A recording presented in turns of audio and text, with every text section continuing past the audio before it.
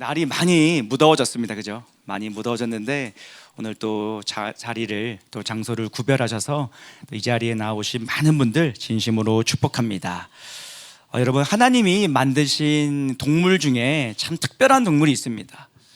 저도 최근에 알게 됐는데 이름이 카나리아라는 새가 있어요. 카나리아라는 새가 있는데 이 새가 참 독특합니다. 왜 그러냐면요, 공기 중에서 산소가 사라지는 것을 가장 빨리 민감하게 반응하는 새라고 합니다. 이 새가 옛날에 어떻게 좀 사용됐냐, 우리 과거에는 탄광에서 우리 광부들이 석탄을 캐고 했던 역사들이 있죠. 근데 그때에는 지금처럼 무슨 일산화탄소를 측정할 수 있는 오염물질이 나오고 있는 걸 측정할 수 있는 도구가 없다 보니까 이 카나리아라는 새를 데리고 갔습니다. 그리고 데리고 가면 이 새가 막 지저귀어요. 노래를 부르고 지저귀다가 어느 순간 그 공기 중에 산소가 희박해지기 시작하고 일산화탄소가 증가하기 시작하면은 갑자기 새가 울음소리를 멈춥니다. 왜냐하면은 몸에 공격을 받고 있기 때문인 겁니다. 그러면은 이 광부들이 야, 지금 이 공간에 산소가 사라지고 있구나, 지금 위험하구나 라고 경고 알림으로 알고 밖으로 급하게 나왔던 알림 기능을 했던 것이 바로 이 카나리아라는 새라고 합니다. 그래서 별명이 탄광의 카나리아라고 불리는 참 독특한, 그리고 참 신비한 새가 있다라는 겁니다. 여러분, 산소가 눈에 보이지 않습니다. 그러나 우리가 산소가 사라진다면은 우리의 호흡이 가빠지고 우리가 느끼죠. 마찬가지로 오늘 공기 중에 산소가 사라지는 걸 가장 빨리 알고 경고하는 카나리아처럼 오늘 우리 그리스도인이 그런 자들인 겁니다. 여러분, 자유가 눈에 보이지 않습니다. 그러나 자유가 사라질 때, 그 자유가 위협받을 때 가장 먼저 이 산소가 사라지는 것처럼 반응하는 자들이 누구냐? 바로 그리스도인들이라는 겁니다. 여러분, 지난주 아마 여기 계신 많은 분들이 현장에 왔을 것 같습니다. 제가 현장에서 뵀던 분도 있는데 우리 거룩한 방파제 통합국민대회 집회를 했습니다.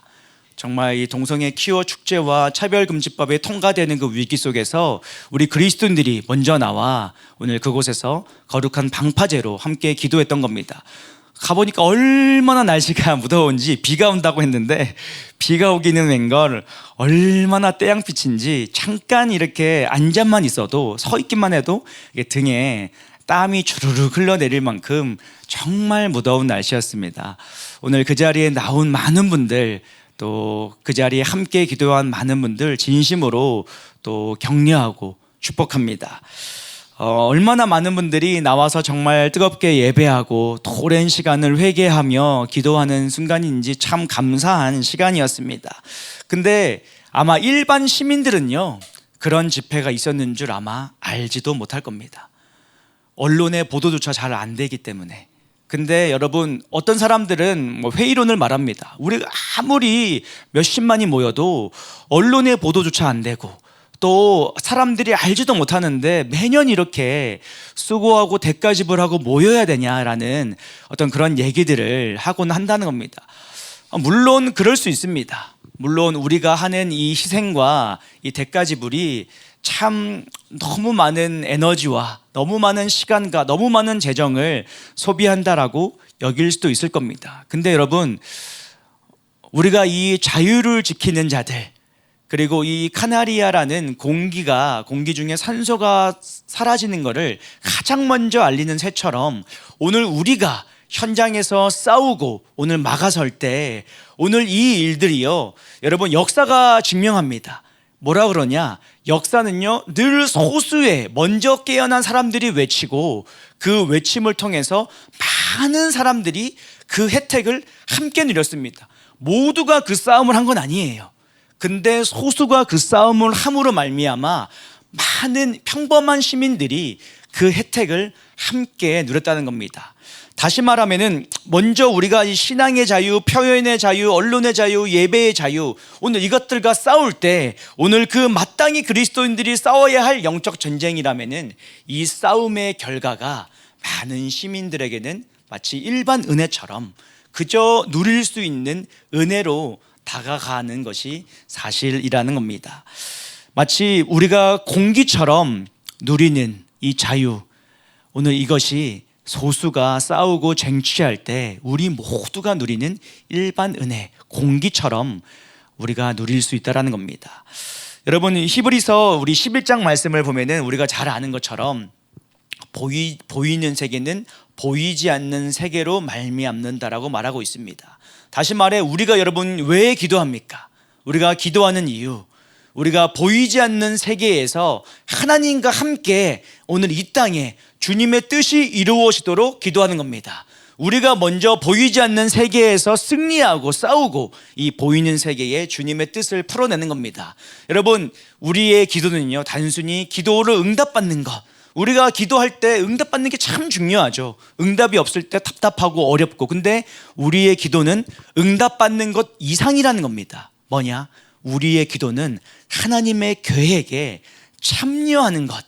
오늘 그것이, 오늘 우리가 그 결과가 어떠할지라도 그 하나님의 계획 속에서 참여하여 함께하는 것, 오늘 그것이 우리가 기도하는 목적이라는 겁니다. 오늘 여기에 모인 저와 여러분, 그리고 열방에 또 전국에 곳곳에서 기도하는 많은 자들이, 많은 사람들이 알아주지 못할지라도 실제 이 세상을 움직이는 자들이라는 겁니다. 여러분, 마지막 때 주님이 인자가 올 때 믿음을 보겠느냐라고 말씀했습니다. 이 누가복음의 이 말씀이요, 참 독특합니다. 우리가 알고 있는 것처럼 예수님이 언제 이 말씀을 하셨냐? 이 과부가 밤낮 부르짖으며 자신의 그 원한을 풀어달라고 기도하는 그 과부와, 오늘 세상적으로 어쩌면 타락했을지도 모르나 오늘 그 부르짖는 과부로 인해서 신실하게 응답하는 그 재판관, 그 비유 바로 뒤에 예수님이 언급을 한다는 겁니다. 왜 이 메시지가 이어져 있습니까? 우리는 알고 있습니다. 예수님이 마지막 때에, 인자가 올 때에 믿음을 보겠느냐?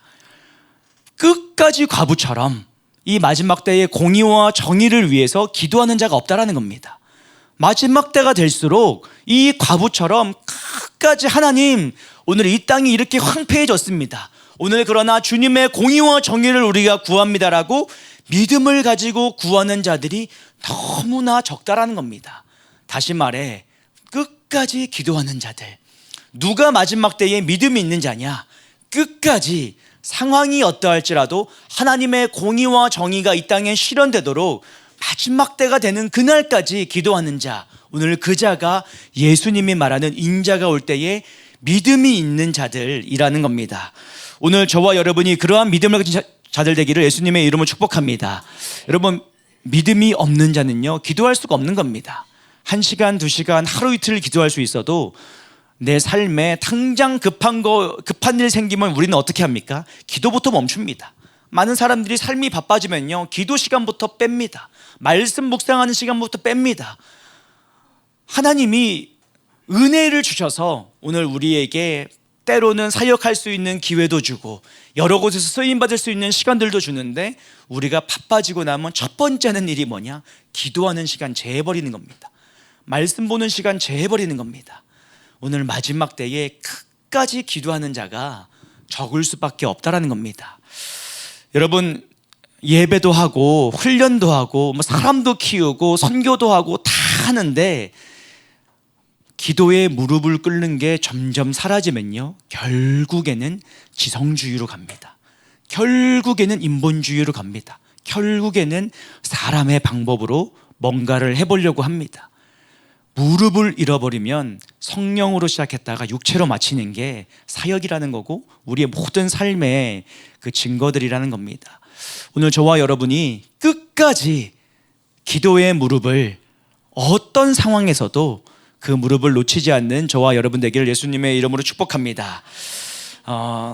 오늘 이 아침에 제가 기억하라, 그리고 부제로 왜 이때 학개서인가 라는 제목으로 좀 짧게 메시지 나누고 기도할 때에 학개서를 제가 한 구절 한 구절 2장밖에 안 되는 짧은 장입니다. 나누면서 좀 나눌 때에 오늘 여러분 안에 왜 지금 학개서가 중요한지, 그리고 이 말씀을 통해 하나님이 지금 우리에게 무엇을 말씀하기 원하시는지 조명받고 오늘 우리에게 그 믿음이 부어지는 시간 되기를 축복합니다. 우리 학개서는요, 말씀드린 것처럼 아주 짧아요. 학개서가 아마 많은 분들이 잘 안 읽는 책 중에 하나입니다. 뭐 오바댜, 그 다음에 뭐 스바냐, 뭐 이런 책들처럼 학개서가 별로 우리의 관심에 이렇게 크지 않은 책 중에 하나인 것 같아요. 또 많은 목사님들이 다루지 않는 본문 중에 하나이기도 합니다. 우리가 잘 아는 말씀 한 구절은 있습니다. 이전 영광보다 나중 영광이 더 크리라. 요 구절만은 우리가 앞뒤 문맥 다 빠먹고는 그 구절 정도는 기억하는 학개서. 근데 이 학개서가 참 중요해요. 왜 중요하냐면요, 이 학개서가 언제 이 학개가 사역을 했냐, 포로 후기라고 봅니다. 왜 이 포로 후기가 중요하냐면은 여러분 바벨론 포로로 끌려갔던 그 시절 이전에, 소위 포로기 이전에 많은 여러분이 아는 선지자들이 예언을 했습니다. 그 선지자들의 예언의 공통점, 하나의 일관된 메시지는 뭐냐? 너희의 죄로 인하여 고통당할 거다. 그러나 하나님이 반드시 너희들을 다시 회복시키실 것이다. 회복을 향한 예언의 메시지가 포로기 이전에 오늘 그들의 죄가 간연함에도 불구하고 회복시킬 거야, 하나님이 회복시킬 거야 라는 소망의 메시지가 있었는데 이들이 바벨론 포로로 끌려갔던 겁니다. 그리고 70년 동안 고통당하면서 이들이 민족성을 잃어버리고 꿈을 잃어버리고 그 안에 동화되어 버리는 그 시간들을 통과하고 다시 예루살렘으로, 고토로 소수지만 돌아오는 시간이 이제 70년이라는 시간이 지나고 돌아오게 됐다는 사실은 우리가 잘 알고 있습니다. 근데 학개가 언제 등장하냐? 이 백성들이요, 이스라엘이 바벨론의 포로로 있다가 페르시아와 고레스 칙령으로 돌아오고 성전을 지으러 돌아옵니다. 근데 여러분, 아주 소수가 돌아옵니다. 많은 자들이 여전히 페르시아와 이 바벨론이라는 그 지역에 남아있고 소수가 돌아옵니다. 근데 돌아와가지고 이들 안에 열망이 있는 겁니다. 어떤 열망이 있어요? 우리 선조들이 예언했던 대로, 우리 선각자들, 예언자들이 예언했던 대로 다시 돌아와서 성전을 재건하리라. 하나님의 영광을 다시 한번 전무후무한 그 주님의 영광을 위하여 우리가 준비되고 겸비되리라. 이 말씀을 가지고 돌아왔는데 이들이 성전 짓다 보니까 쉽지가 않은 겁니다. 성전 짓다 보니까 여러 모함이 있는 겁니다. 어떤 모함이 있습니까? 여러분, 사마리아인들이 성전 짓는데 와가지고는 막 처음에는 같이 하자 그랬더니 이 유대인들이 거부하는 겁니다. 너네들과 우리가 함께 할 수 없다. 그러니까 얘네들이 삐져가지고는 바로 페르시아 왕에 가서 모함을 합니다. 저들이 지금 왜 성전 짓는 줄 아냐? 반란을 일으키기 위함이다. 소위 내란을 일으키기 위함이다 라고 얘네들이 지금 그거를 공작하고 있다라고 모함을 하고는, 이게 이 페르시아 왕에게 합리적이게 들려가지고는 성전 재건을 막아버립니다, 법으로. 그리고는 16년이 지나버려요. 16년이 지나버립니다. 하루 이틀, 1년, 2년, 좀 있으면 성전 지을 수 있겠지. 우리를 하나님이 회복시켜 주셨는데, 이렇게 축복 주시고 기회 주셨는데 다시 성전 지을 수 있겠지 라고 믿었는데 16년이 그냥 후딱 지나버린 겁니다. 그리고 성전 재건이 16년 동안 멈춘 요때가 바로 학개가 등장하는 때입니다. 하나님이요, 이 학개서에 보면요, 4번의 하나님의 음성이 이 한 약 4개월의 정도의 시간 가운데 이 학개에게 임합니다. 4번의 예언이 임한다라는 겁니다. 이 말씀을 우리가 좀 함께 보면 좋겠는데, 오늘 우리도 마찬가지입니다. 이 백성들이, 이스라엘 백성들이요, 16년이 지나니까 어떤 마음이 들기 시작하냐? 의심이 생기는 겁니다. 야, 우리 예언자들이 성전이 회복된다고 했어. 그리고 하나님이 이 나라를 영광스럽게 쓰신다고 했어. 근데 그거 그냥 그들의 바램의 소리 아니야? 우리 위로하려고 했던 그 어떤 희망 고문 같은 소리들 아니야?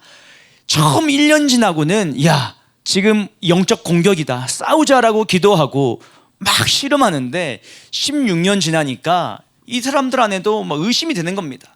그거 다 선지자들이 우리 위로하려고, 바벨론 포로 가는 세월 동안에 우리 위로하려고 했던 소망의 그냥 자신의 바램들이지 하나님의 음성 아니었을 수도 있어 라는 의심이 이들 안에 부어지기 시작했던 겁니다. 여러분, 우리도 마찬가지 같아요.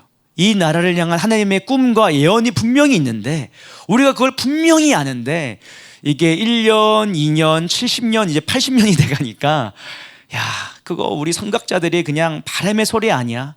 선교사들의 그리고 선각자들의 그 바람 아니었어? 이 건국의 국부들의 그냥 하나의 바람이 아니었을까라고 우리 안에도 어쩌면 의심이 생기기 시작하고 야, 이거 그날이 올까라는 회의감이 들 수 있다는 겁니다. 여러분, 그런 상황 속에서 이 학개에게 여호와의 음성이 임합니다. 이 학개서 1장 5절 1장 1절로 5절 우리 함께 오늘 계속 말씀을 읽을 테니까 성경이 있는 분들은 성경을 아예 학개서를 펴시고 우리 함께 좀 밑줄 치면서 읽기 원합니다. 우리 띄워주시면요, 학개서 1장 1절로 5절 함께 읽겠습니다. 시작. 다리오 왕 제2년 여섯째 달 곧 그 달 초하루에 여호와의 말씀이 선지자 학개로 말미암아 스알디엘의 아들 유다 총독 수룹바벨과 여호사닥의 아들 대제사장 여호수아에게 임하니라. 이르시되 만군의 여호와가 이같이 말하여 이르노라. 이 백성이 말하기를 전을 건축할 시기가 이르지 아니하였다 하느니라. 여호와의 말씀이 선지자 학개에게 임하여 이르시되 이 성전이 황폐하였거늘 너희가 이때에 판벽한 집에 거주하는 것이 옳으냐. 그러므로 이제 만군의 여호와가 살필지니라. 아멘. 어느 날 이 학개 선지자한테 말씀이 임하는 겁니다. 여러분, 2절을 보면요, 2절 한번 다시 띄워주시면요, 하나님이 지금 이 백성의 상태를 지적하는 내용이 나옵니다. 뭐라고 돼 있냐? 이 백성이 말하기를 여호와의 전을 건축할 시기가 이르지 아니하였다 하는지라. 여러분, 16년이 됐는데 아직도 이렇게 말하고 있는 겁니다. 솔로몬 성전이 무너지고 70년 포로 생활 끝나고 하나님이 기적같이 예언의 말씀대로 이들을 회복시켜서 고토로 보내셨는데 이들이 뭐라고 말하는 겁니까? 때가 안 이르렀어. 지금이 좋은 때가 아닌 것 같아 라고 말하고 있는 겁니다. 뭐라고 말하냐? 성전 짓는 거 좋은데 야, 우리도 일단은 삶의 터전이 지금 자리도 못 잡았는데 좀 자리 잡고 우리 애들도 자리 잡고 여러 주변 상황들 좀 준비되고 나면은 더 좋은 때가 있을 거 아니냐. 꼭 지금만 그때냐. 하나님이 성전을 회복시킨다고 했지 연도 말씀하신 적 있냐. 언젠가 회복할 건데 먼저 우리가 우리의 삶의 터전부터 좀 회복하자, 자리 좀 잡고 하자라는 게 이들의 핑계거리였다는 겁니다. 근데 여러분, 이 4절에 보면은 이들의 정확한 핑계가 뭐냐? 하나님 지적합니다. 이 성전이 황폐하였거늘 뭐라고 말해요? 너희가 이때에 판벽한 집에 거주한 것이 옳으냐. 요즘에 쓰지 않는 아주 오래된 단어, 판벽한이라는 단어인데 제가 찾아보니까 NLT를 보니까 럭셔리어스라고 돼 있어요. 아주 화려한 집에 성전은 황폐했는데 너희가 이때에 럭셔리한 집에 거주하는 게 옳으냐라고 지금 하나님이 학개한테 꼬집는 겁니다. 여러분, 얘네들이 상황 보니까 우리가 좀 삶의 터전을 준비하고 자리 잡고 하자라고 말하는데 뒤로는 뭐 하고 있어요? 집 꾸미기 한창인 겁니다. 집 평수 늘리고 어디를 방을 좀 늘릴까? 어디에 욕실을 좀 이쁘게 만들까?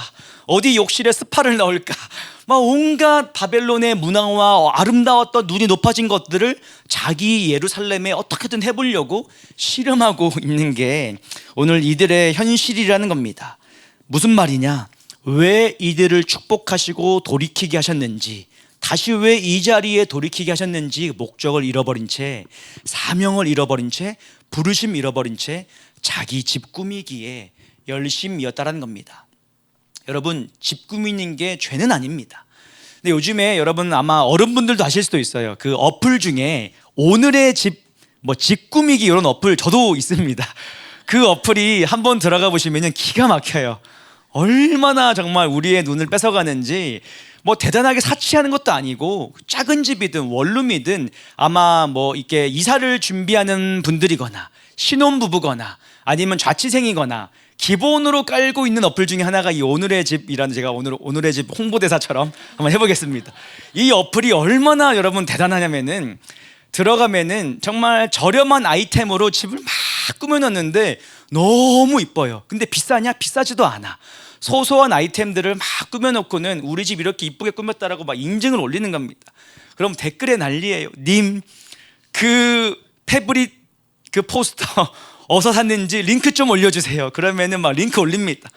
막 이게 엄청나게 지금 막 시장이 커져가지고 이 여기에 어떻게든 입점하려는 업체들이 있고, 여기 입점만 되면은 매출이 막 증대하고 난리예요. 제가 봐도 야, 어떻게 요 조그만 방을 이렇게 꾸몄을까? 제 방을 보면, 정리도 안 돼 있는 제 방을 보면서 오늘의 집을 보면서 뭐 어떤 개혁을 해야 될까를 저도 가끔씩 비교를 해보고 한다는 겁니다. 여러분, 집을 꾸민다는 거 오늘 우리의 살아갈 터전, 그리고 가장 많은 시간을 보내는 사람 집, 과거에 코로나 시간에 재택근무가 늘어나면서 이 어플이 막 엄청나게 커졌습니다. 시장이. 재택근무를 하다 보니까 가장 많은 시간을 집에 있는데, 집에 있다 보니까 눈에 막 보이는 거예요. 뭐가 이렇게 조금 더 꾸며야 될 것들이. 그러면서 이 시장이 커지면서 하나하나 하는데, 이제는 하나의 마치 문화처럼 시장이 굉장히 커져버린 겁니다. 여러분, 우리가 살아갈 터전을 하나하나 소소하게 꾸민다는 거 뭐 사치하는 게 아니라면은 죄의 문제는 아닙니다. 그리고 주부들도 내가 가장 많은 시간을 보내는 집을 조금 이렇게 아름답게 꾸미는 게 얼마나 큰 꿈이겠어요. 저희 어머니도 뭐 크게 뭐 안 하시는데, 이렇게 손으로 뭐라 그러죠? 그 틸트라고 하나요? 퀼트, 그런 거 막 해가지고는 막 이렇게 뭘 해놓으세요. 그래서 도대체 왜 하시나 했는데, 그렇게 소소한 거 하나, 지금 젊은 사람들이 보면 좀 촌스러울 수 있는데 그냥 각자의 나름대로 자기의 공간을 꾸미는 거, 그런 게 취미라는 겁니다. 죄의 문제는 아니에요. 근데 여기에 매몰돼서 가장 하나님이 우리에게 명하신 중요한 사명과 본질을 잃어버리기 시작하는 순간, 오늘 이것이 우리의 삶을 낭비하는 죄의 문제가 될 수 있다는 겁니다. 여러분, 문제는 자기 개발도 하고 막 몸매도 꾸미고 자기 집도 꾸미는데, 정작 영원한 하나님의 나라, 하나님의 성전을 지어가는 거에 무감각한 세대들, 남들 다 이렇게 사는데 왜 유별나게 난리냐라고 말하면서 영적으로 무감각해진 게 진짜 문제라는 겁니다. 남들 다 이러는데 뭐가 문제야? 라고 생각한 것 자체가 이미 무감각해지는 문제라는 겁니다. 여러분, 이런 상태가 되면요, 하나님이 뭔가를 말씀하셔도 자꾸 미룹니다. 하나님, 그거 중요한 거 제가 알겠습니다, 이해했습니다. 근데 제가 지금 요거 급한 거 먼저 처리하고 그 다음에 하겠습니다. 하나하나 미루면서 하나님이요, 우선순위에서 밀리기 시작한다라는 겁니다. 여러분, 하나님이요, 우선순위의 첫 번째가 아니면 그건 하나님이 아니에요. 무슨 말이냐? 우리의 마음의 보좌에 하나님이 계셔야 되는데, 하나님 잠깐만 옆으로 좀 가보세요, 잠깐만 옆으로 좀 가보세요라고 그 보좌에서 주님을 옆으로 치운다면요, 더 이상 그 하나님이 우리의 마음의 유일한 왕, 우리를 통치하는 통치자가 아니라는 겁니다. 오늘 우리의 마음의 보좌에 여러분 누가 있습니까? 우리 가장 소중한 시간을 어디에 다 쓰고 있습니까? 오늘 그 사람의 마음에 뭐가 소중한지를 아는 몇 가지가 있다고 하죠. 돈을 어디에 쓰는지, 어디에 시간을 쓰는지. 그거 보면 그 사람의 진짜 입술이 말하는 게 아니라 그 진짜 중심이 뭔지를 알 수 있다고 말한다는 겁니다. 오늘 우리의 재정과 우리의 시간을 어디에 쓰느냐 한번 돌아보는 시간 되기를 축복합니다. 여러분, 5절에 오늘 이런 자들에게 주님이 뭐라고 말씀하시냐, 이렇게 말합니다. 그러므로 이제 만군의 여호와가 이같이 말하노니 너희는 너희의 행위를 살필지니라. 이 번역본을요, 다른 번역본을 보면 이렇게 말합니다. 너희가 살아온 지난날을 곰곰이 돌이켜봐라. 너희가 살아온 지난날을 곰곰이 돌이켜봐라. 이게 너희의 행위를 살필지라라는 또 다른 번역들입니다. 삶에 찌들어서 사명의 자리로 못 나온 자들한테 하나님이 너 지금까지 인생을 어떻게 낭비했는지 한번 돌아봐, 너 어디에 네 시간 썼는지 돌아봐 라고 말씀하고 계신다는 겁니다. 여러분, 학계에게 임한 4가지 예언 중에 이 첫 번째 예언의 핵심은 바로 8절입니다. 8절을 띄워주시면요, 이렇게 말합니다. 너희는 산에 올라가서 뭐라고요? 나무를 가져다가 성전을 건축하라. 이게 첫 번째 예언의 핵심입니다. 성전을 건축하라. 그러면 내가 그것으로 말미암아 기뻐하고 또 영광을 얻으리라. 이게 첫 번째 학계에게 임한 하나님의 음성인 것입니다. 뭐라고요? 다시 너희는 성전 건축해라. 16년 지났는데 지금 때가 아니라고 말하지 말고, 조금 있다가 한다고 말하지 말고, 너희 집 꾸미는데 신경 쓰지 말고 다시 성전 건축, 부르심의 자리로 나와라, 시작해라. 이게 주님의 이 백성들을 향한 명령이라는 겁니다. 그리고 9절부터 11절에 뭐라고 말하느냐, 우리 좀 같이 읽을게요. 9절부터 11절 긴데 오늘 좀 곱씹으면서 가겠습니다. 함께 읽겠습니다. 시작.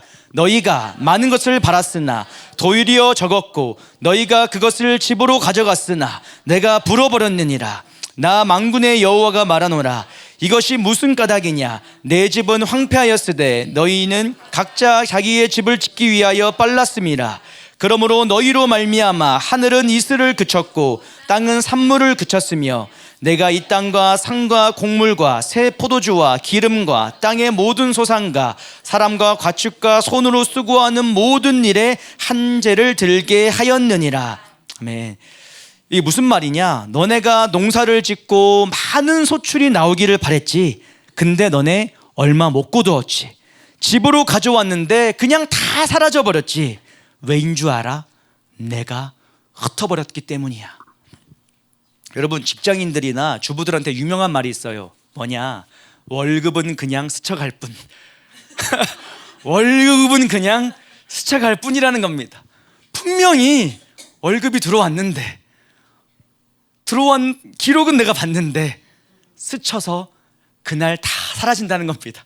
도대체 들어오는 길은 한 길인데 빠져나가는 건 7길로 다 도망간다는 겁니다. 왜요? 우리가 뭐 사치하냐? 그렇지 않아요. 뭐 우리가 생활하면서 하나하나 쓰는데 분명히 들어왔는데 월급이 스쳐서 없어졌다는 겁니다. 근데 똑같은 이 히브리 백성들이 고백하는 겁니다. 열심히 수고해서 가져왔는데 사라지고, 열심히 수고했는데 소출도 별로 없고, 하나님이 너 왜 그런 줄 알아? 내가 흩었어. 왜요? 너네가 니네 삶에 매몰돼 가지고 너희의 부르심도 있고 내 명령도 있고 너희의 삶에 그 모든 것들에 빠져가지고 살고 있기 때문에 내가 너희의 모든 소작물들을, 너희의 소출물들을 덜 거두게도 하고 오늘 그것들을 다 내가 다 흩어버렸다는 겁니다. 여러분, 하나님의 성전이 무너져 있는데 다들 무슨 생각하고 있냐? 야, 카드값 밀렸는데 어떻게 갚냐? 세금이 이번에 재산세가 나왔는데 어떻게 갚냐?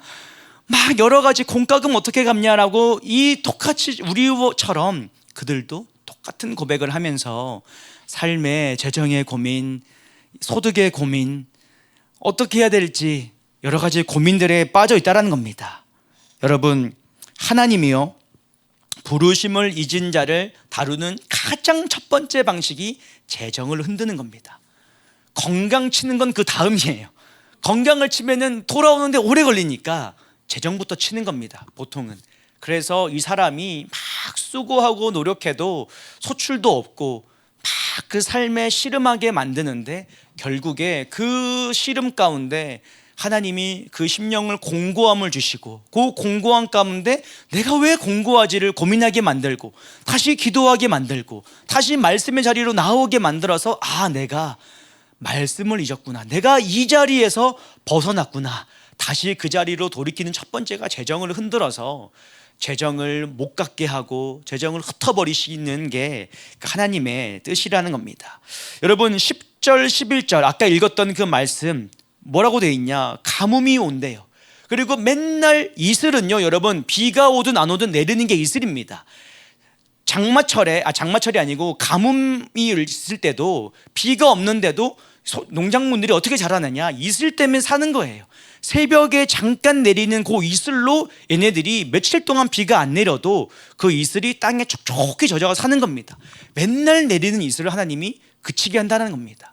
산물도 그치게 하고 농사를 지어도 경작물을 안 나오도록 하는 게 주님이 하시는 일이라는 겁니다. 왜요? 다시 성전을 지으라는 그 부르심보다 니네들이 니네 삶에 빠져 있기 때문에 돌아오라는 하나님의 뜻이라는 겁니다. 여러분, 우리 중에 하나님의 뜻을 모르는 사람이 있어요? 없습니다. 다 하나님의 뜻이 뭔지는 알고 있습니다. 근데 우선순위가 아닌 겁니다. 우선순위가 아닌 거예요. 왜?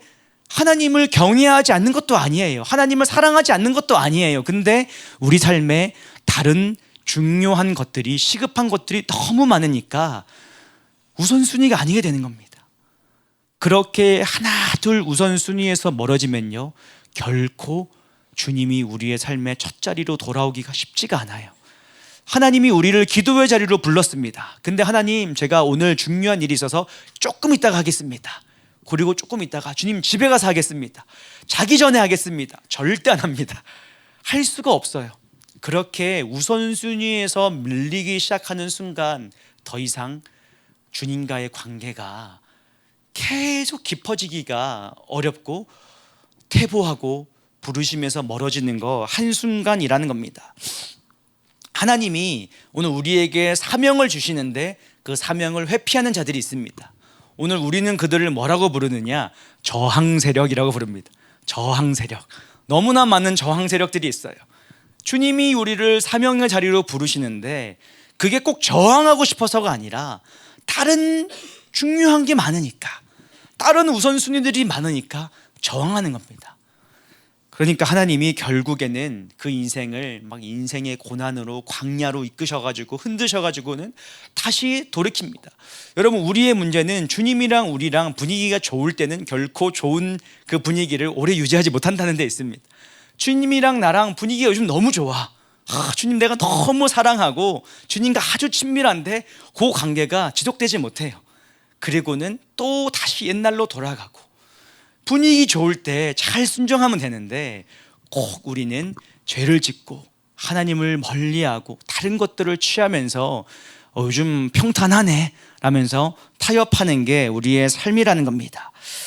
여러분, 이스라엘의 문제, 이 8절 말씀처럼 성전을 건축하라고 했는데 이스라엘의 문제가 뭐냐?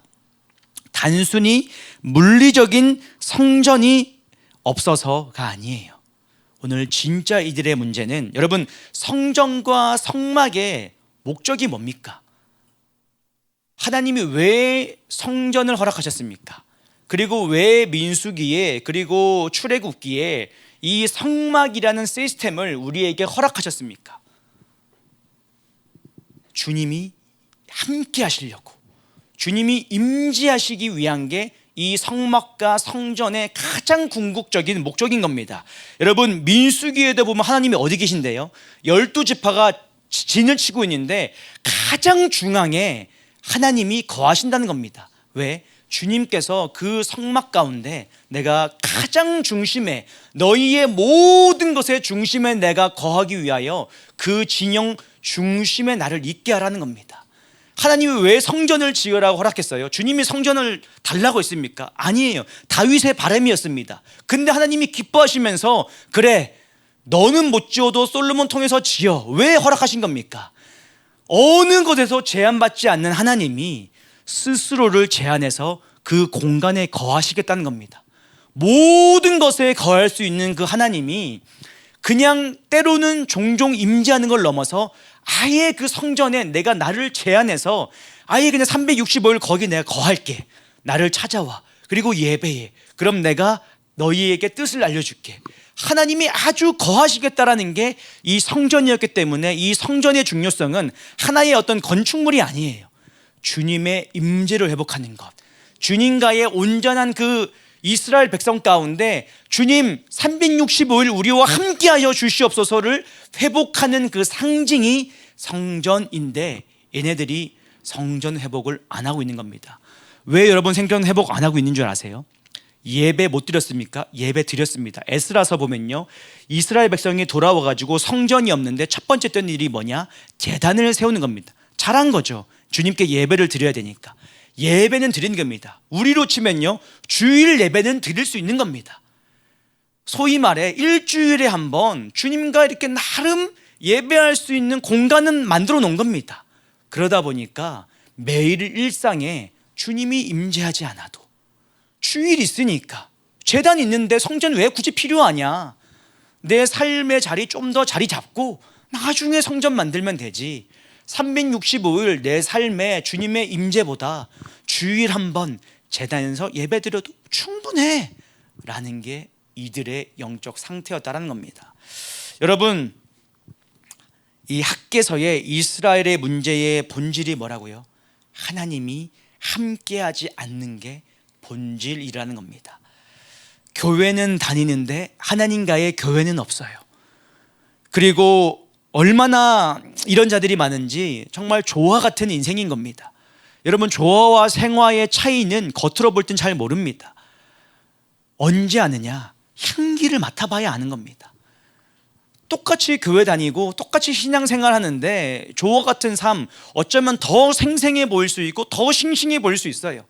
더 헌신해 보일 수 있고, 야, 이 사람 참 믿음 좋아 보일 수 있는데 시간 지나 보면 아는 겁니다. 이 사람한테 그리스도의 향기가 없는 겁니다. 그리스도의 열매가 맺히지 않는 겁니다. 다 뭔가를 하고 있는데, 오늘 조화 같은 신앙에서 깨어나기를 예수님의 이름으로 축복합니다. 오늘 여러분의 마음에 하나님의 성전이 있기를 축복해요. 오늘 저와 여러분의 마음에 주님의 그 보좌가 온전히 있기를 축복합니다. 여러분, 하나님은 이제 사람의 손으로 짓지 아니한 영원한 성전으로 우리 안에 계십니다. 근데 이 성전을요, 우리가 가꾸는 거는 우리의 책임이라는 겁니다. 원수들이 이 마음에 들어오지 않도록 성벽을 세우고, 생각의 틈에 원수들이 들어오지 않도록 우리의 성문을 세우고, 그 성문을 지키는 파수꾼을 세우고, 오늘 우리가 계속 기도하고 싸우고 씨름하는 그 성전과 성벽과 또 성문과 파수꾼을 세우는 일들이 오늘 우리의 삶에 중요하다는 겁니다. 그리고 그 성전의 중심에 주님께 보좌를 드리는 삶이 빠지면요, 종교적 삶에 불과하다는 겁니다. 이 학기 선지자의 말을 들은 이스라엘 백성이 여러분 어떻게 반응합니까? 12절로 14절 보면요, 이렇게 응답합니다. 우리 함께 읽겠습니다. 시작. 여호사닥의 아들 제사장 여호수아와 남은 모든 백성이 그들의 하나님 여호와의 목소리와 선지자 학개의 말을 들었으니 이는 그들의 하나님 여호와께서 그를 보내셨음이라.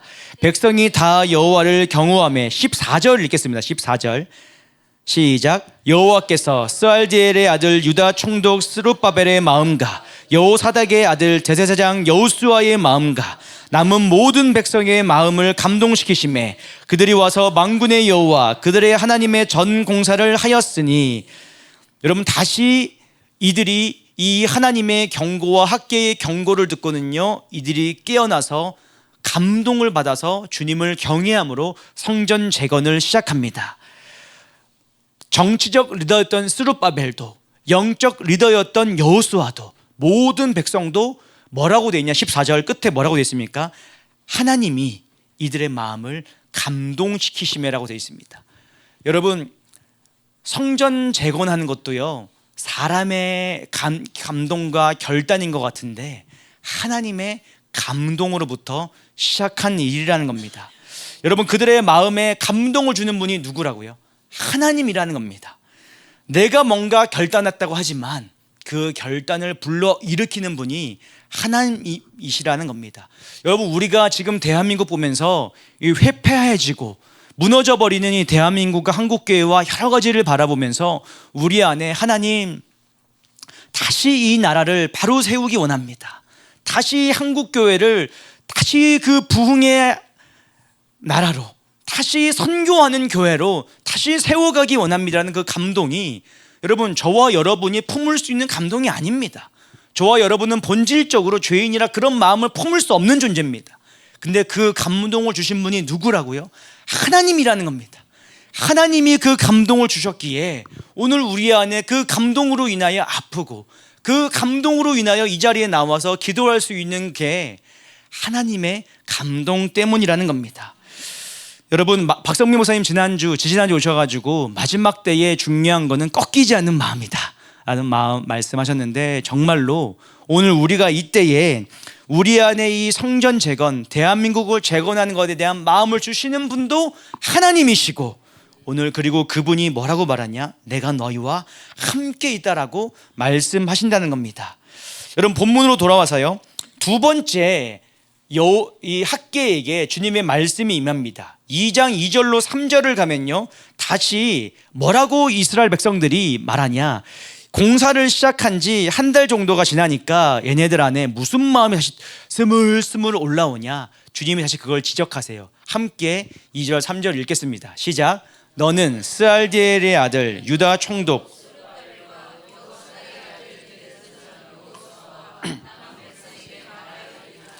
너희 가운데에 남아있는 자 중에서 이 성전에 이것이 너희에게 어떻게 보이느냐? 이 3절 띄워주시면요, 이 성전 재건하라는 감동을 받고 다시 16년 만에 시작을 했습니다. 그리고 한 달이 지났는데 백성들한테 낙심이 몰려오는 겁니다. 왜요? 야, 솔로몬 성전은 그렇게 영광스러웠는데 그 솔로몬 성전을 봤던 자들이 있는 겁니다. 그 성전에 대해서 말로 전해들은 세대들이 있는 겁니다. 솔로몬 성전은 규모도 그렇고 그렇게 화려하고 웅장했는데 우리가 다시 짓는 이 성전이 너무 초라해 보이는 겁니다.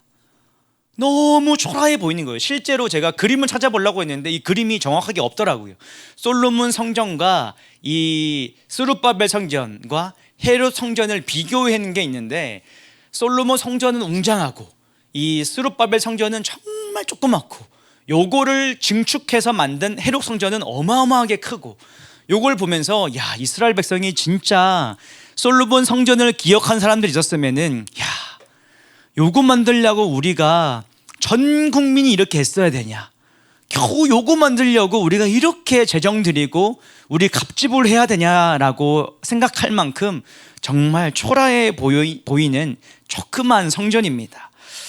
여러분, 대한민국도요, 부흥을 위해 기도한 많은 분들이 있습니다. 저와 여러분도 오늘 이 자리에서 10년째 이 나라의 부흥을 달라고, 이 나라가 다시 한번 주님께 영광스럽게 쓰임받게 달라고 10년째 기도하고 있습니다.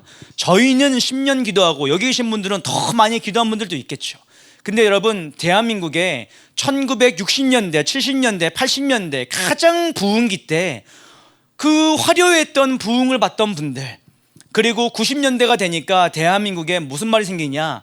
대한민국의 부흥이 꺾였다라는 말이 90년대부터 시작됐습니다. 그리고 2000년대가 되니까 대한민국 위기다, 대한민국 쇠퇴기다가 아예 공식적인 교단과 교회들과 학계의 이 기정사실이 되어버렸습니다. 대한민국 쇠퇴기다, 한국교회 쇠퇴기다, 그리고 대한민국 교회 위기다라는 말이 90년대부터 2000년대에 아예 공공연한 사실이 되어버렸습니다.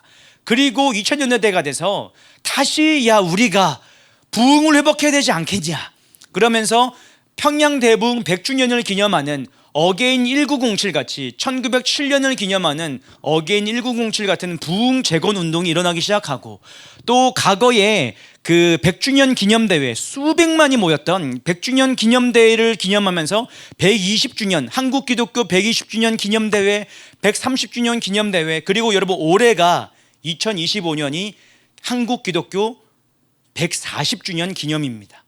140주년, 대한민국에 선교사가 와서 복음이 들어온 140주년이 되는 해가 바로 올해라는 겁니다. 또 많은 단체들이 140주년 기념대회를 해야 되지 않냐, 다시 우리가 부흥을 노래해야 되지 않냐라고 외치는데, 오늘 우리들 안에 소망과 기대가 하나 둘 꺾여가는 겁니다. 10년 전만 해도 뭐 어게인 1907이나 또 여러 부흥 집회를 하면은 많은 사람들이 소망을 가졌는데, 지금은 너무 많은 그 갈망이 또 기대가 꺾여 있는 것 같아요. 제가 사진을 봐도, 평양 대부흥만 봐도 그렇고, 또 1974년 우리 엑스플로 그 김준건 목사님과 그 집회만 봐도 그렇고, 수백만 명이 여의도에 모여가지고는 막 밥을 만들고 최소 30만 명인가 뭐 50만 명 아예 상주해가지고 철야를 하고 있고, 그 사람들을 밥을 먹이고, 그런 장면만 봐도 야, 어떻게 대한민국에 이 일이 일어날 수 있을까? 이 사람들이 잠을 못 자니까 학교를 빌려주고 학교에서 잠을 자고, 군시설은 아니지만 여러 가지 뭐 차량도 국가에서 지원해주고, 서울시가 교통을 통제하고, 어마어마한 국가적인 도움과 재정과 여러 가지 기적의 일들이 있는 걸 보면서 다시 한번 저런 일들이 대한민국에 있을 수 있을까? 과거를 추억하는 걸까? 아니면 정말 다시 영광스러운 그 날이 이 나라에 임할 수 있을까? 오늘 그게 우리의 가장 큰 고민이고 기도 제목이지 않습니까? 근데 이 솔로몬 성전을 기억한 자들이 겨우 작은 이 스룹바벨 성전을 만들어가는 걸 보면서 한 달이 지나고 나니까 터를 보니까 보이는 거예요. 야, 이거밖에 안 되냐? 우리가 70년 고통 당하고 기적 주셨는데 다시 회복한 영광이 고작 요거밖에 안 되냐? 나 이제 못하겠다. 또 이렇게 힘 빠지는 사람들이 생기기 시작하는 겁니다. 여러분, 지금도 마찬가지예요. 우리나라 부흥을 외쳤던 많은 분들이 이제 말하는 겁니다. 평양 대부흥 이제 그만 외치자. 세계 역사를 살펴보니까 그런 부흥 이후로 다시 부흥이 온 민족이 없다. 선교사를 보니까 우리의 바람이지, 그만 외치고 한국 교회 현실 파악하자, 남은 사람들이나 지키자, 뭐 이러고 있어요. 다시 소망을 말하고 다시 비전을 외치고 다시 한국 교회와 저 통일한국을 외치면서 이 나라에 주님께서 하실 그 위대한 일을 말하는 사람들이 점점 아주 소수가 되어가고 있다는 겁니다. 여러분, 근데 이 한국 교회를 향해, 그리고 낙심한 이스라엘 백성을 향해서 주님이 뭐라고 말씀하시느냐, 이 2장 4절 우리 함께 읽겠습니다. 학께서 2장 4절 읽겠습니다. 시작. 그러나 여호와가 이르노라, 스룹바벨아 스스로 굳세게 할지어다. 여호사닥의 아들 제사장 여호수아야 스스로 굳세게 할지어다. 여호와의 만인이라. 이 땅 모든 백성아 스스로 굳세게 하여 일할지어다. 내가 너희와 함께하노라. 만군의 여호와의 말이니라. 아멘. 주님이 4절에요 스스로 굳세게 할지어라를 3번 말합니다. 근데 대상이 달라요. 첫 번째, 스룹바벨 정치적 리더에게 정치적 리더 힘을 내라, 스룹바벨아. 두 번째, 대제사장 여호수아 종교적 리더야, 너 힘내라, 목회자들아 힘내라. 그리고 세 번째, 모든 성도들아 힘내라. 정치적 리더에게, 영적 리더에게, 모든 회중들에게 주님이 각자에게 힘내라라고 말한 겁니다. 여러분, 이들이 힘을 낼 수 있는 이유가 뭡니까? 5절에 그 이유가 나옵니다. 5절 함께 읽겠습니다. 시작. 너희가 애굽에서 나올 때에 내가 너희와 언약한 말과 나의 영이 계속하여 너희 가운데에 머물러 있나니 너희는 두려워하지 말지어다. 무슨 말이에요? 내가 애굽에 나올 때 너희랑 한 언약이 있어. 너는 잊었지만 난 기억하고 있어. 그리고 내 영이 지금도 너희와 함께하고 있으니까 두려워하지 말라는 겁니다. 오늘 우리 세대들에게 소망을 꺾이고 이 나라의 상황들, 정치적 상황들, 교회의 상황들, 여러 모든 상황들을 보면은 정말 생존을 위해 싸워야 되냐 할 만큼 참으로 어려운 이때에 하나님 말씀하시는 겁니다. 나는 언약을 기억하고 있고 나는 지금도 나의 영이 이 나라와 너희들 가운데 거하고 있으니까 두려워하지 말라. 오늘 이게 약속을 하신 저 주님의 말씀이라는 겁니다. 그러면서 9절, 우리가 너무 잘 아는 이 말씀 뭡니까? 9절 띄워주시오. 이 성전의 나중 영광이 이전 영광보다 크리라. 만군의 여호와의 말이니라. 내가 이곳에 평강을 주리라. 만군의 여호와의 말이니라. 아멘. 여러분, 근데 이 2장 9절의 말씀은요, 예수 그리스도로 말미암아 성취됐습니다. 완전한 그 영광, 완전한 성전이신 예수님을 통해 성취됐습니다. 그리고 마지막 날에 거룩한 성 예루살렘이 내려올 때에 오늘 이 말씀이 다시 한번 성취될 겁니다.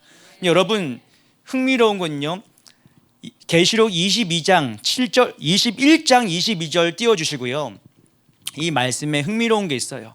우리 계시록 21장 21절 함께 읽겠습니다. 시작. 성 안에서 내가 성전을 보지 못하였으니 이는 주 하나님 곧 이스라엘 전능하신 이와 곧 어린 양 그 성전이심이라. 무슨 말이냐? 거룩한 성 예루살렘에는요 성전이 없습니다. 왜? 하나님과 어린 양이 성전이기 때문에 더 이상 성전이 필요 없는 겁니다. 여러분, 우리가 다시 이스라엘 저 사람들처럼 현대 이스라엘처럼 제3성전이 필요합니까? 필요 없는 겁니다. 왜요? 영원한 성전이신 하나님과 어린 양인 그분이 우리의 성전이기 때문에 오늘 여러분, 성전 목적 그 자체가 뭐라고요? 하나님의 임재라고요. 성전의 목적 그 자체가 하나님이 우리와 함께 거하시는 통로 수단에 불과하다고요. 성전 그 자체가 중요한 게 아니라 주님이 함께 하고 있느냐가 중요하다는 겁니다. 여러분, 오늘 대한민국의 이 형편과 한국교회의 형편이 물론 우리의 기대와 좀 다를 수 있습니다. 근데 주님이 힘을 내라는 겁니다. 왜? 언약이 있으니까. 내가 너희와 함께하고 있으니까. 눈에 보이는 성전은 없으나 오늘 내가 너희와 함께하고 있다는 게 주님의 약속의 말씀이라는 겁니다. 근데 여러분, 이렇게 말하고 나면은 성전이 별로 안 중요한 것 같아요. 주님 그러면 임하시면 되지. 왜 자꾸 저 껍데기뿐인 성전을 지으라고 하시냐? 왜 자꾸 이 학계를 통해서 이스라엘 백성한테 성전 지어라, 너네 힘을 내서 성전 지어라 라고 하시냐? 여러분, 성전 그 자체가 목적이 아니라 성전 재건이 이들의 믿음을 만들어가는 수단이라는 겁니다. 이 성전 재건이라는 아주 레디컬한 그리고 아주 힘든 과업을 통해서 오늘 이들의 믿음을 만들어 가시는 겁니다. 하나님이 우리에게요 대한민국 재건 또 이 한국교회를 재건하는 이 아주 우리로서는 할 수 없는 일들을 주시는데 때로는 이 과업이요 바뀔 수 있는 겁니다. 누군가는 A라는 일을 맡길 수 있고 누군가는 B라는 일을 맡길 수 있고 누군가는 C라는 일을 맡길 수 있는데 아주 이 일이 우리의 눈에 보기에 어려운 일이에요. 근데 그 일을 통해서 우리의 믿음을 준비시키신다는 겁니다. 여러분, 성전 재건을 시작한 지요 3개월이 지나서요 아까 좀 전에 말씀드린 이 백성들을 위로하는 말씀, 너네가 성전이 보기에 너무 초라해 보이지. 근데 힘을 내서 지어. 내가 이전 영광보다 나중 영광을 더 크게 줄 거고 내가 언약을 기억하고 있고 내가 너희와 함께하고 있으니까 성전을 지어. 그럼 내가 엄청난 영광을 줄 거야 라고 했던 게 두 번째 예언이었습니다. 그리고 세 번째 예언이 이 학개에게 임하는데 3개월이 지나서 다시 한번 이 학개에게 말씀이 임합니다. 근데 이 말씀이요 첫 번째 학개에 주신 말씀이랑 다소 비슷해요. 근데 조금 더 확장된 메시지입니다. 뭐라고 돼 있냐? 제가 시간 관계상 읽지는 않을 텐데 2장 10절로 19절 전체 메시지의 핵심이 뭐냐면요 거룩과 부정에 대한 메시지예요. 거룩과 부정에 대한 메시지를 하면서 너네가 거룩은 전염되지 않는데 부정함은 금방 전염돼. 근데 너희가 지금 너무 쉽게 이 부정과 죄가 전염돼 가지고 온 민족이 죄에 빠져 있어. 그러면서 주님이 뭐라고 말씀하시느냐? 내가 너희한테 축복을 줄 건데 지금 너희가 죄가 가득하다. 그래서 다 죄에 전염되어 있으나 오늘 내가 너희에게 말하는데 오늘 이들이 다시 돌이킨다면 너네가 죄가 많을지라도 다시 성전 재건하는 일에 다시 너희가 돌아온다면 내가 엄청난 영광을 허락할 거다. 오늘 이게 이 세 번째 예언의 메시지입니다. 여러분, 이 백성들이 고민이 많은 겁니다. 뭐냐? 바벨론에 돌아와 보니까 아까 말씀드린 것처럼 생존의 문제, 교육의 문제, 여러 가지 문제들, 오늘 그들 안에 여러 가지 문제들이 산적해 있다 보니까 이 성전 재건, 이거보다 농사하는 게 더 지금 시급하고 당장 씨 뿌리는 게 더 시급한데 이 세 번째 예언의 내용들 전체 맥락을 보면 주님이 뭐라고 말씀하시느냐? 너네 농사 짓는 거 그거 짓느라 성전 재건하다 보면은 농사 제대로 못 지을까 봐 걱정되지. 너 지금 뭐 들고 있냐? 너네 손에 어떤 씨앗 들고 있냐? 그 씨앗이 몇 개든 뿌려. 그 씨앗이 몇 개든 내가 포도나무와 올리브나무에 엄청난 열매를 내가 맺게 할 거니까 네 씨앗이 몇 개 있는 거, 네가 지금 재산이 얼마 있는 거, 네 능력이 얼마 있는 거 그거 고려하지 말고 너네 더러운 거 알아. 너네 죄인인 거 알아. 너네 지금 재정 문제 있는 거 알아. 근데 너네 죄인임에도 불구하고 내 말 듣고 성전 재건 다시 시작해. 그럼 내가 엄청난 이 재물에 대한 축복도 줄 거고, 그리고 엄청난 영광을 너네가 보게 될 거다. 이게 다시 한번 이들을 향한 메시지라는 겁니다. 여러분, 먼저 그의 나라와 그의 뜻을 구하라. 아멘이세요? 근데 이게 아멘인데 우리의 삶의 자리에서 별로 안 그렇다는 겁니다. 우리가 교회에 오면은, 이런 곳에 오면은 아멘인데 삶의 자리에서는 전혀 아멘이 안 된다는 겁니다. 그의 나라와 그의 뜻을 구하면 주님이 이 모든 것을 더하신다는데, 더하실 것 같지 않을 것 같은 강력한 불신이 우리 안에 정말 많이 있다는 겁니다. 근데 여러분, 하나님이 지금 말씀하시는 거예요. 내가 너네 재정 문제 있는 거 알아. 소출에 문제 있는 거 알아. 그 황폐해진 땅에, 농사를 안 지었던 땅에 돌아와 농사 짓는 게 쉽지가 않지. 지어도 잘 농작물이 자라나지도 않지. 너네 여러 가지 생존의 문제 있지. 근데 나의 뜻을 구해라. 그러면은 내가 니네가 씨앗을 얼마를 뿌렸든 더 크게 거두게 해줄게. 주님이 말씀하시는 거예요. 예나 지금이나 주님의 약속은 동일합니다. 먼저 나의 뜻과 나의 의를 구하면 내가 채우겠다. 오늘 우리에게 이 말씀이 좀 도전이 되었으면 좋겠습니다. 쉽지 않은 도전인 거 알고 있습니다. 무책임하게 그냥 던지고 아멘으로 화답할 문제가 아니라는 거 알고 있습니다. 우리의 삶에서 얼마나 많은 씨름의 수고가 필요한지 알고 있습니다. 오늘 그러나 먼저 그의 나라와 그의 의를 구하는 오늘 저와 여러분 되기를 원합니다. 말씀하셨기 때문에 오늘 그 말씀에 생명을 거는 저와 여러분 되기를 축복합니다. 여러분, 제가 이 과정들을 보면서 말씀 하나가 생각났어요. 여러분 잘 아시는 주가 일하시네, 주가 일하시네, 주께 아끼지 않는 자에게 주가 일하시네, 주가 일하시네. 누구요? 신뢰하며 걷는 자에게. 아직 기도하는 시간 아닙니다, 여러분. 찬양 조금 있다가 올라오시면 되겠습니다. 제가 이 찬양을 요청을 해가지고 지금 바쁘게 지금 갑자기 준비를 하고 있습니다. 여러분, 하나님이 누구한테 일하십니까? 신뢰하며 걷는 자에게. 주님의 이 뜻에 따라 이 찬양 가사가, 제가 이따가 함께 찬양할 텐데 정말 눈물 나요. 소출이 없고 정말 아무것도 없는데 오늘 그때가 바로 주님이 일하실 때라는 겁니다. 왜? 주가 일하신대요. 주를 신뢰하는 자에게, 주께 아끼지 않는 자에게, 헌신하며 모든 걸 드리는 자에게 하나님이 헌신한다는 겁니다. 오늘 그 주님께 우리의 전부를 헌신할 수 있는 오늘 그 주님이 기뻐하시는 자, 오늘 그러한 자가 되기를 예수님의 이름으로 축원합니다. 오늘 마지막으로 네 번째 예언이 이 학개에게 임합니다. 근데 이 예언이요, 별거 아닌 것 같은데 오늘 이 시대를 향해 참 중요하다고 믿습니다. 네 번째 말씀이 이 학개서 2장 20절로 23절입니다. 오늘 이 말씀의 대상은 누구냐? 학개를 통해서 주신 말씀인데 가장 정치적 리더였던 스룹바벨에게 하시는 주님의 음성입니다. 우리 이 말씀은 좀 함께 읽었으면 좋겠어요. 21절로 23절 함께 마지막으로 읽겠습니다. 시작. 너는 유다 총독 스룹바벨에게 말하여 이르라. 내가 하늘과 땅을 진동시킬 것이요, 여러 왕국들의 보좌를 엎을 것이요, 여러 나라의 세력을 멸할 것이요, 그 병거들과 그 탄자들을 엎드리니 말과 그 탄자가 각각 그의 동료의 칼에 엎드려지리라. 만군의 여호와가 말하노라. 스알디엘의 아들 내 종 스룹바벨아, 여호와가 말하노라.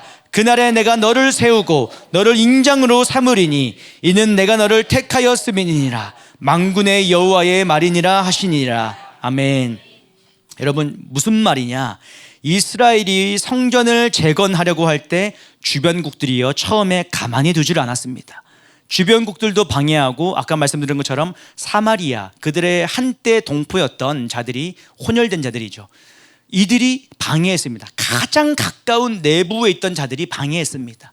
그리고 주변국들이 계속 호시탐탐 이제 여러 가지 권위를 가지고 이 성전 짓는 거에 대해서 방해를 하기도 했다라는 겁니다. 근데 하나님이 이 책무를 맡은 정치적 리더 아닌 스룹바벨한테 뭐라고 말씀하시느냐?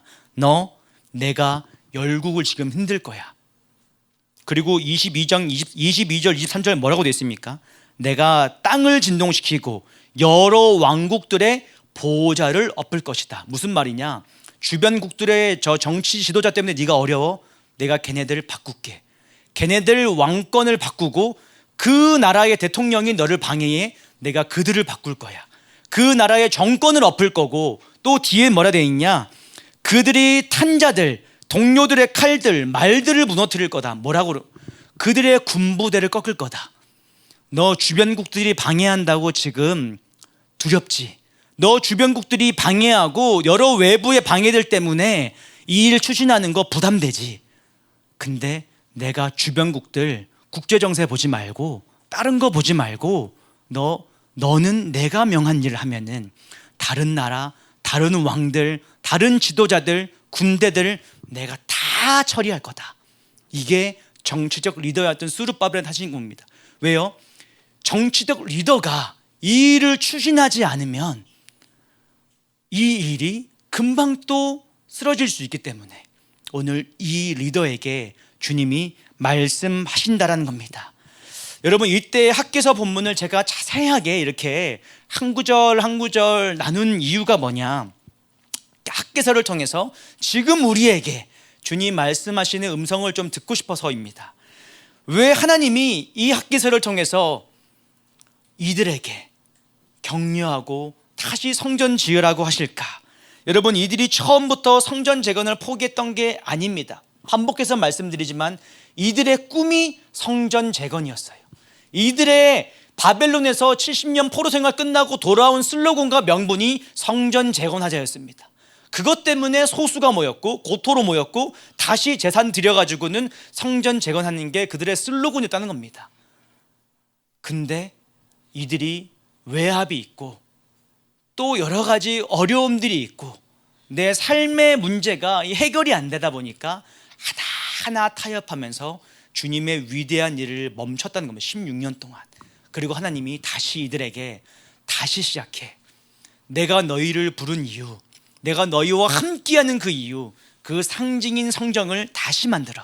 그러면 내가 이전보다 더 큰 영광으로 너희와 함께할 거야. 지금 주변국들이 어렵게 하지 신경 쓰지 말고 내가 다 처리할 거야. 그리고 너의 재정 문제, 너가 지금 이거 하나님 내가 지금 이거 주님 일을 하다 보면은 내 삶의 문제 해결이 안 됩니다. 그거 내가 해결할 거야. 너는 나의 뜻을 이루는 통로로 너를 들이면은 내가 다 해결하겠다. 이게 바로 학개서의 결론이라는 겁니다. 주의 일을 하다 보면은 이 학개서의 결론이에요. 주의 일을 하다 보면은 모함도 있고 좌절도 있는데 일어서라. 그리고 다시 부르심 앞에 서라. 그러면 내가 그 일을 이루겠다. 왜? 나의 언약을 이루기 위하여. 내가 너희와 함께 하기 위하여 그 일을 이루겠다. 이게 여러분 성경 전체에 흐르는 메시지입니다, 사실. 근데 학개서에 오늘 우리와 어쩌면 비슷한 상황에 있는, 우리가 대한민국의 부흥을 위하여, 그리고 저 통일 이후 대한민국의 선교 한국으로 나아가며 열방의 선교를 감당하는 그 위대한 꿈을 품고 있는 이 민족에게, 근데 주님 너무 멀어 보입니다. 한국교회는 쇠퇴기라 그러고 교회의 다음 세대는 없다 그러고 한국교회는 감소한다고 하고 있고 더 이상 선교지에 선교사 후대가 안 가가지고 지금 청년이 없어서 60대, 80대, 70대가 지금 시니어가 은퇴를 못하고 있고, 주님 우리가 10만 선교사 파송한다고 고백했는데 서원했는데 3만에서 멈추고 지금은 추락해서 심지어 KWMA 한국 선교 협의회에서조차도 그 10만 서원은 이제 우리가 버려야 되지 않겠냐라고 공공연하게 얼마 전에 얘기했습니다. 대한민국 선교연합회도 그런 말을 하는 이 현실 가운데 하나님, 과거에 우리 선조들이 했던 그 언약들, 그 고백들이 그냥 바램이었습니까? 그냥 그들이 호기로운 선언이었습니까? 여러분, 아닙니다. 선교사들이 말했고, 여러분 역사를 통해 살펴보면요, 얼마나 많은 선교사들이, 얼마나 많은 국부들이, 우리와 관계없는 수많은 사람들이 대한민국 한반도를 향해 예언했습니까? 아시아의 제사장이 될 거다. 오늘 이 나라가 아시아의 복음의 선두주자처럼 오늘 이 영적인 리더로서 이 모든 이들을, 그게 어떤 영적 패권을 말하는 게 아니라 그 책무를 가진 종과 같은 나라가 될 거라는 겁니다. 이 예언이 남아있는데 하나님 너무 멀어 보입니다. 현실은 너무 멀어 보입니다 라고 우리가 손을 놓을 수 있는 우리들에게 주님이 오늘 우리에게 말씀하신다는 겁니다. 여러분, 크리스찬들이 착각하는 게 있습니다. 뭐냐? 하나님의 형통에 대해 착각합니다. 주님 잘 믿으면 형통하다고 생각하고 형통의 축복을 구합니다. 근데 하나님의 형통과 우리의 형통이 좀 달라요. 마치 우리가 쓰는 언어와 저 대적들이 쓰는 언어가 똑같은 자유를 써도 다른 것처럼, 똑같은 인권을 써도 다른 것처럼, 우리가 쓰는 이 형통과 성경에서 말하는 형통이 좀 다른 겁니다. 우리의 형통은 어떤 일을 해도 평탄한 거, 순탄한 거, 재정적 축복이 있고 또 모든 하는 일마다 형통한 거, 잘 되는 거, 이게 형통인데, 성경에 말하는 형통은 뭡니까? 요셉이 이집트로 팔려가는 게 형통이라는 겁니다. 우리 말로 생각으로는 이해가 안 되는데 요셉이 이집트로 팔려가는 게 형통이래요. 왜 형통입니까? 그 이집트로 팔려가는 걸 통해서 오늘 요셉이 하나님의 임재를 경험하고 하나님과 동행하고 그것 가운데 후대에 하나님의 일을 준비했기 때문에 오늘 이 과정이 형통이라는 겁니다. 그런 형통 별로 안 오네요. 근데 성경에서 말하는 형통이요, 바로 이러한 거라는 겁니다. 이집트로 팔려가는 거. 오늘 우리의 여러 상황들이 어려울 수 있는데 하나님 입장에서 여러분 형통하다라고 고백할 수 있는 겁니다. 이 모든 과정을 통과할 때에 하나님이 마치 요셉 이후 이 야곱의 자손들, 이스라엘 자손들을 고센을 통하여 보존하신 것처럼 오늘 우리들에게 이 형통의 시간, 고난이나 형통의 시간을 통하여 어떠한 그 하나님의 뜻을 이루기 위한 형통의 시간으로 빚어간다는 겁니다. 여러분, 오늘 학교에서의 숨겨진 아주 핵심 메시지가 뭐냐? 하나님이 함께 하신다. 하나님이 함께 하신다. 여러분, 하나님의 방법은 동일한 겁니다. 누군가는 성전 재건해라, 누군가는 성문 만들어라, 누군가는 파수꾼으로 서라. 과업은 다른데 그 모든 과정을 통해서 하나님이 의도한 거는 내가 너와 함께하기 원한다. 성전 재건 중요하지, 성벽 만드는 거 중요하지, 성문 지키는 거, 세우는 거 중요하지. 다 해야 되는 일인데 내가 너희와 함께하기 원한다. 오늘 이거 놓치면요, 본질을 놓치는 겁니다. 이거 놓치면요, 주님이 아니라 사역을 쫓는 겁니다. 이거 놓치면요, 생명이 아니라 우리는 또 껍데기를 쫓아간다는 겁니다. 여러분, 하나님이 기뻐하시는 사람이 누구냐? 대단하고 화려한 사역을 하는 사람이 아니라 주님이 가장 기뻐하시는 사람은 그 마음에 하나님 두기를 기뻐하는 자. 그 마음에 하나님 두기를 기뻐하는 자가 하나님이 가장 기뻐하는 자인 줄 믿습니다. 여러분, 지금 대한민국 보면요, 참 어려워 보입니다. 근데 제가 이번 주에 저희 스태프들이랑 그 헤리티지란 책을 저희가 이번 주 스쿨의 마지막 그 토론 책으로 읽기 때문에 저희가 먼저 좀 시뮬레이션 해보면서 다시 읽고 토론하는 시간을 가지는데, 제가 참 재밌는 구절을, 예전에 못 봤던 재밌는 에피소드를 발견했습니다. 그게 뭐냐면은 그 1950 몇 년 우리 건국이 48년 건국이 되고 이 상황들이 막 흘러가는데 여전히 우리나라 안에 첩 문화가 있었던 겁니다. 이런 제도는 다 폐지됐는데 사실상 여전히 공무원들 안에도 첩을 두고 있는 공무원들이 있는 겁니다. 그러면서 여성들이 YWCA, 그 여성들이 일어나가지고 뭘 했냐면요, 공무원들, 우리가 건강한 가정을 만들어야 돼, 건강한 가정을 만들어야 되는데 저 공무원들 중에 첩이 있는 사람들 막 발표하면서 저런 인간들 뽑으면 안 된다 라고 막 하다 보니까 소위 축첩 정비 운동이라고 첩을 제하는 정비 운동이 막 캠페인처럼 일어났다는 거예요. 그러면서 실제로 공무원들도 첩을 없애기 시작하고 이러면서 지금으로 보면요, 여러분 너무 당연한 거 아니에요? 첩이 웬 말입니까? 근데 건국 이후도 첩이 있었다는 거예요. 근데 그 축첩 정비 운동을 여성들이 일어나가지고 막 하면서 하는데 거기에 헤리티지 책에 뭐라고 되어 있냐?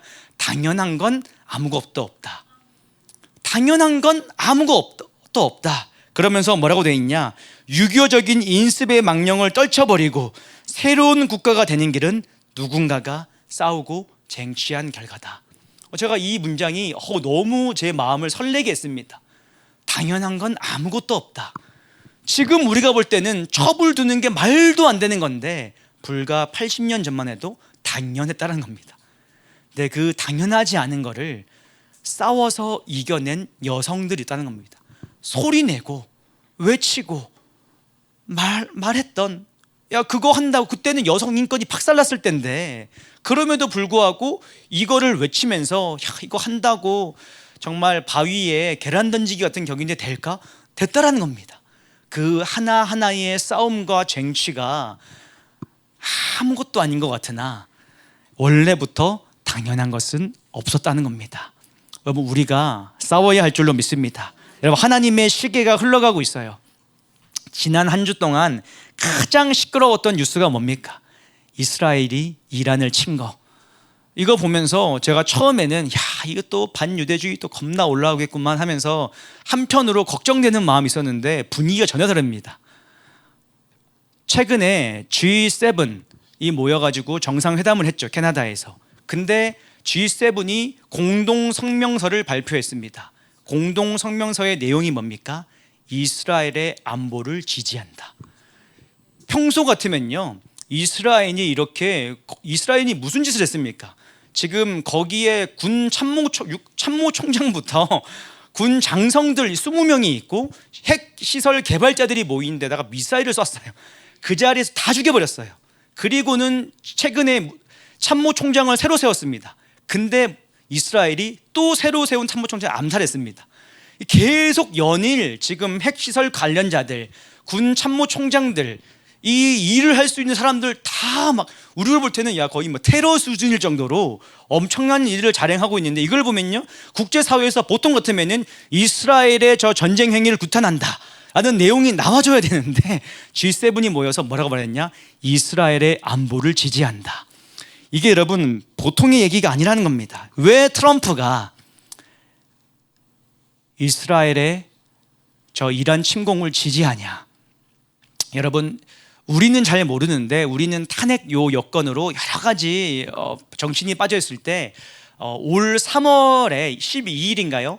그 트럼프가 이란 최고 지도자한테 하나를 이렇게 선포했습니다. 뭐라고 했냐? 내가 2개월 데드라인 줄 거야. 2개월 데드라인 줄 건데 너네가 지금 핵 개발하고 있는 거 알고 있는데 그거 중지하고 핵 협상 테이블로 나오지 않으면 2개월 뒤에 폭격할 거야. 데드라인 2개월 줄게. 그리고 지금 3개월 정도가 지난 겁니다. 이번 사건 이후로 트럼프가 뭐라고 말했냐? 기자들이 물어보는 겁니다. 이거 어떻게 생각하십니까? 이 이스라엘에 대해서 좀 이란에 대해서 어떻게 생각하십니까? 그러니까 지금 트럼프가 뭐라고 말했냐? 데드라인 뭐라고 말했냐? 제가 적어왔는데 이렇게 말씀. 공습 사전에 알았다. 이스라엘의 공격은 훌륭했다. 여기서 끝이 아니에요. 다음은 더 잔혹할 거다. 이게 지금 트럼프가 하고 있는 말인 겁니다. 여러분, 2달 전에 3개월 전에 이 경고를 하고요, 이란의 최고 지도자가 뭐라 그랬냐? 협박하지 마라 트럼프. 우리는 우리의 일을 할 거다.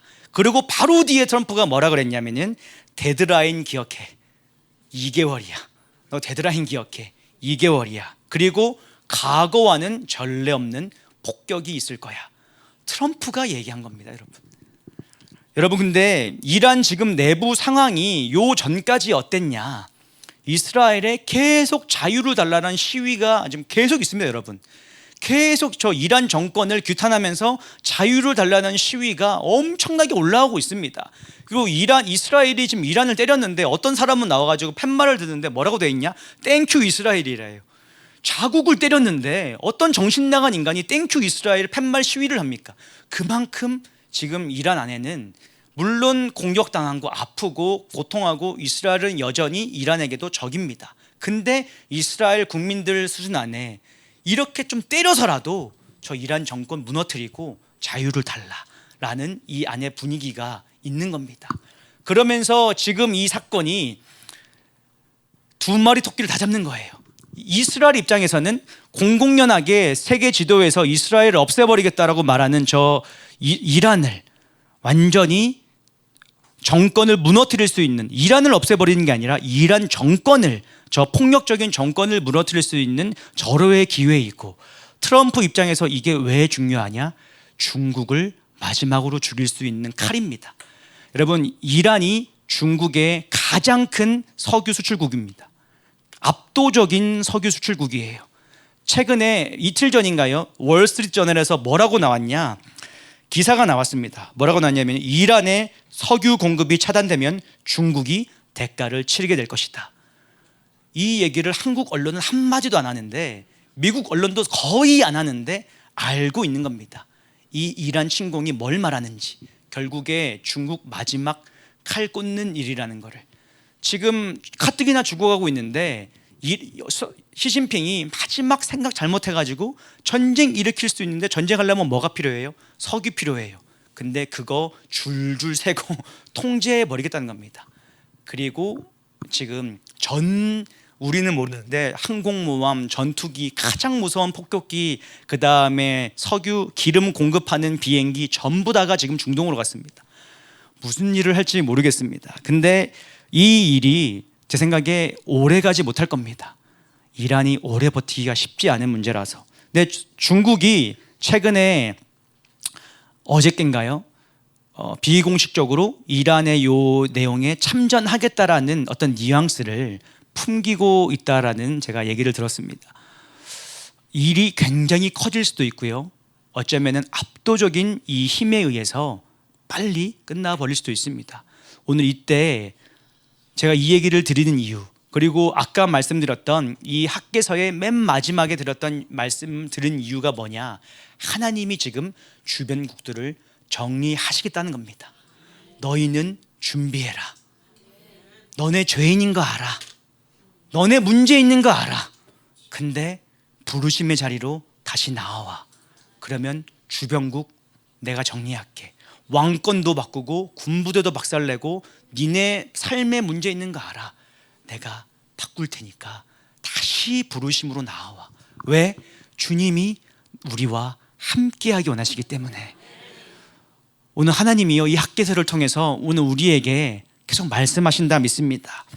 여러분, 밤이 깊어도요 새벽은 옵니다. 밤이 깊어도 새벽은 옵니다. 우리가 전투에는 좀 질 수 있어도 큰 전쟁에는 이길 수 있다는 겁니다. 오늘 이 큰 흐름 가운데 우리가 주님 앞에 좀 기도했으면 좋겠습니다.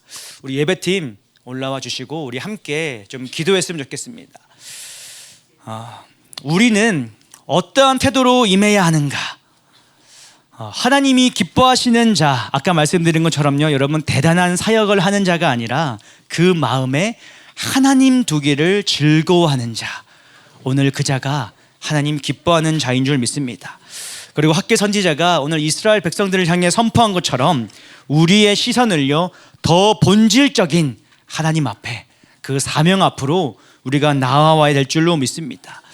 오늘 각자가 삶에 문제 있죠. 각자가 씨름하는 말 못할 여러 가지 어려움들 있죠.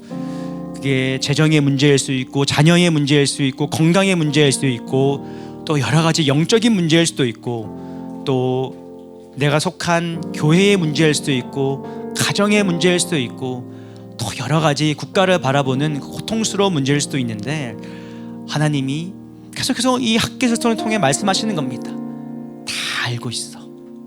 너네가 얼마나 힘든지, 너희가 얼마나 죄 가운데 있는지도 다 아는데 내가 그거 보지 않을게. 나와. 다 다시 부르심 앞에서 그러면 다 정리할게. 이 부르심이 우리에게 우상은 아닙니다. 이 부르심이 우리에게 우상이 되어서도 안 됩니다. 우리가 그 자리로 나아가는 가장 본질적인 이유는 하나님 앞에 서는 것, 하나님이 우리와 다시 함께하는 것. 보좌의 자리에 우선순위에 주님을 치워버렸다면 다시 다 치워버리고 의자 딱 하나 두고 그 자리에 주님을 다시 모시는 것. 오늘 그게 우리의 분산된 마음, 우리의 분산된 여러 가지 생각들, 그 모든 것들을 제하고 다시 위대하게 쓰임받을 수 있는, 다시 위대하게 이전 영광보다 나중 영광이 더 찬란하고 위대할 수 있는 길인 줄 믿습니다. 오늘 우리 그 고백처럼 우리 모두가 여러분 주님의 오실 길을 예비하는 자들인 줄 믿습니다. 주님의 오실 길을 예비하는 데 있어서 지금은 잠시 우리 앞에 장애물이 있는 것 같고 또 우리를 낙담시키는 일들이 있는 것 같지만 하나님은 지금도 우리와 함께 하신다는 겁니다. 언약을 기억하고 계시다는 겁니다. 오늘 우리가 함께 기도하기 전에요, 그럼 시간은 좀 늦었지만 이 찬양 좀 올려드리면서 좀 주님 앞에 함께 기도했으면 좋겠습니다. 주가 일하시네라는 찬양 함께 올려드리겠습니다. 많이 저물어 갈 때, 빈들에서 걸을 때, 그때가 하나님의 때. 내 입으로 안 될 때, 빈손으로 걸을 때, 내가 고백해 여호와 이래. 우리 모인 이곳에, 우리 모인 이곳에 주님 함께 계시네. 누리네 아버지 은혜.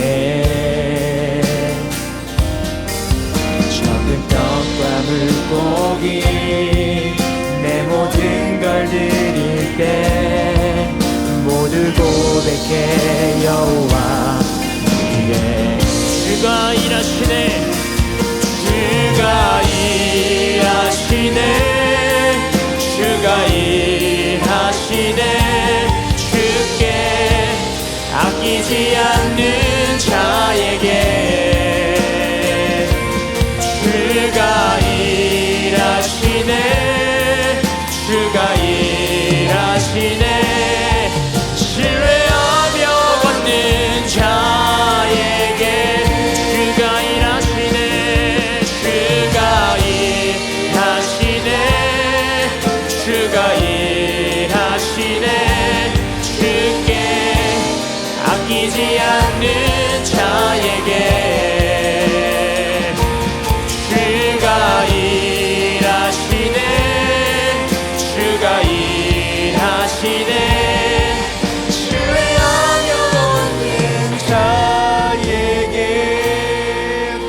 우리 함께 오늘 이 찬양의 고백처럼 또 이 학개서 말씀 의지하여 주님 앞에 기도하십시다. 하나님, 오늘 지금은 우리 눈에 보이지 않습니다. 오늘 그러나 주가 일하시고 계심을 우리가 믿습니다. 하나님, 오늘 우리가 다 보이지 않아도, 오늘 우리가 다 느낄 수 없어도 오늘 주님은 일하고 계심을 우리가 신뢰합니다.